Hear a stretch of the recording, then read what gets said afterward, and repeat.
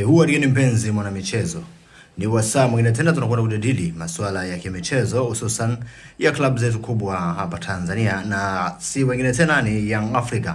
Tunachokwenda kukizungumzia leo ni sajili zote ambazo wamezikamilisha klabu ya Young Africa. Lakini pia tutakwenda kupanga possible ile lineup ya kikosi kama kitakuwa kama Young African au ataongeza sajili nyingine. Lakini Young African inaonekana itakuwa ni timu ya moto sana. Timu ambayo inakwenda kutishia barani Afrika. Watu walioongezwa si watu wa kawaida, ni watu ambao Young African amepambana sana ili kuwapata. Hivyo twende pamoja na usisahau kusubscribe na kuniambia hapo kwenye ujumbe mfupi wewe ni shabiki wa Yanga kutokea maeneo gani, lakini pia unaweza kuniambia ni mchezaji gani hasa huyo ambao ndio nimemweka kwenye kikosi hiki na ambaye ameshasaini mkataba kama anaweza kuja kuchukua nafasi ya yule ambaye ameondoka. Sasa kwa haraka nitataja hichi kikosi, lakini pia naomba uniandikie kwenye comment hapo, sababu hapa tunazungumza masuala ya Young Africa.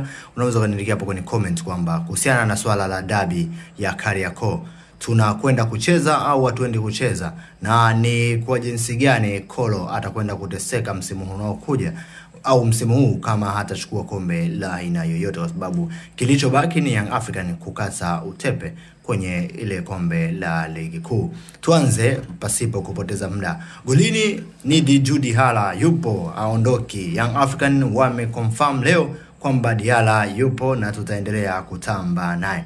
Lakini eneo namba 2, unamjua ni nani amechukua nafasi ya Kwasi Ataula? Anaitwa bwana mdogo Tete.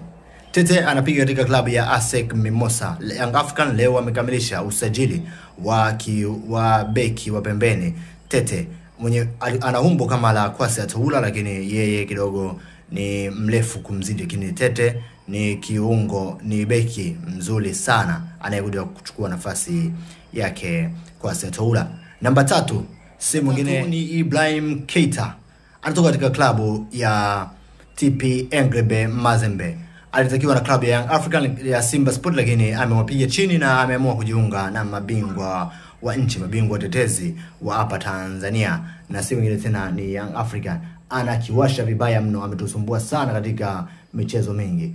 Shedrack Boka na wengine wataendelea kusubiri, kwa sababu Young African wanahitaji beki ambaye ni mbunifu na anaweza kufunga, kutoa assist za magoli nyingi zaidi ya vile ambavyo anacheza Boka. Lakini Boka si kwamba ni mchezaji mbaya, sio kwamba anaondoka, ni kwa sababu pia amekuwa na wingu kubwa la majaa.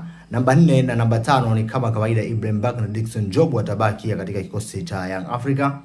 Eneo namba 6 si mwingine tena ni Diakite, anakuja kuchukua nafasi ya Haridi Aucho. Sio kwamba Haridi Aucho anaondoka, hapana. Haridi Aucho bado yupo katika klabu hii kubwa hapa Tanzania ya Young Africa, lakini Diakite amekuja kuchukua nafasi ya kwake kwa sababu ni kijana wa miaka 24, ana kiwango kizuri. Young African wanaangalia jinsi gani anaweza kupambana na timu za Waarabu. Kama umeona Pyramid anavyocheza, basi Young African anataka kuwa na timu yenye nguvu na intensity kubwa.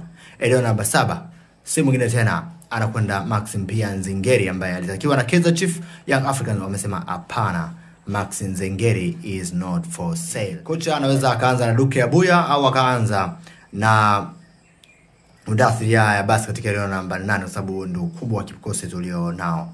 Namba 9 Prince Mfumelelo Dube bado ataendelea kuwepo katika klabu ya Young African na bado tutaendelea kutamba naye. Namba 10 sasa kwa kikosi hiki anakwenda goa ni yule ambaye amewasumbua wengi, wamegonga hodi kumsajili, lakini Young African kakamilisha kila kitu.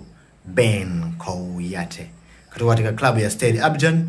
Ni usajili mpya ambao unaweza kuingia moja kwa moja kwenye kikosi cha Young African. Na namba 11 sehemu nyingine tena naisi unamfahamu, Pacome Zouzoua. Pacome ni mchezaji wa hali ya juu na wa hadhi kubwa sana, anaenda kubaki katika klabu ya Afrika, na kwa kumalizia msimu huu yeye ndo anakwenda kucheza katika eneo la Stefan Aziziki, lakini kwa msimu unaokuja Young Africa wamwambia atacheza eneo la pembeni. Na hii ni baada ya Clement Mzinze kuondoka na wachezaji wengine ambao walikuwa wanatumainiwa katika klabu ya Yanga. Lakini Young Africa nitakuwa na bench lililosheheni watu wengi mno. Usisahau kusubscribe. Nitakwambia usajili ambao unaendelea leo wachezaji watatu wapo Tanzania kusaini kandarasi hizi. Ndio maana tukuja na kikosi hiki ambacho wewe pia unaweza kuniandikia kwenye comment unahisi kikosi chako kitakuwa cha namna gani msimu unaokuja. Asante sana shabiki wa Yanga, tukutane wakati mwingine. Asante.